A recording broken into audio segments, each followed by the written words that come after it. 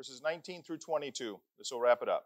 So it says, consequently, you are no longer foreigners and strangers, but fellow citizens with God's people and also members of his household, built on the foundation of the apostles and prophets, with Christ Jesus himself as the chief cornerstone.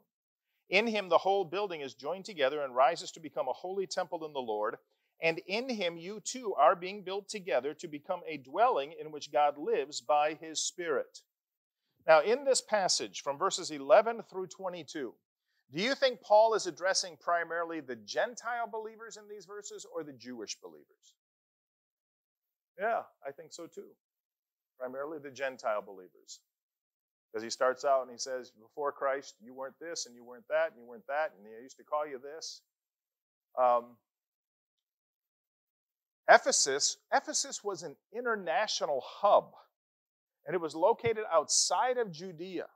And so you would think that this would primarily be a Gentile congregation. Maybe it was, maybe it wasn't.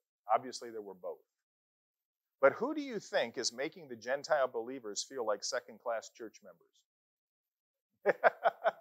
The Jewish believers. Yeah.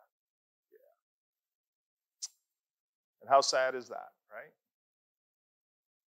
So we just said, we're all in the same boat, right? We're all sinners saved by grace. There's no one better, no one worse. We're all the same. And here's the Jewish believers trying to make sure the Gentile believers feel like that. Well, Paul lists here in verses 19 through 22, Paul lists a series of things that give them equal status with the Jewish Christians. He says that they are fellow citizens of God's kingdom, they are members of the household of faith, they are a necessary part of the spiritual temple. And by the way that's written there about the building of the temple, it doesn't allow for the spiritual temple to be thought up as having a wall made up of the Jewish believers and a wall made up of the Gentile believers, okay? The way it's written, it's the different bricks are all intermingled, right? And so that's the idea. It requires seeing each of them as a brick in the wall. So together, they become a dwelling in which God lives by his Spirit. So, do you think a divided church can be a holy church? Yeah, I don't either. Do you think God will live in a divided church?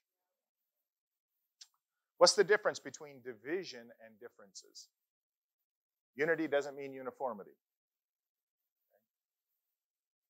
It's about our attitude, about our heart toward one another.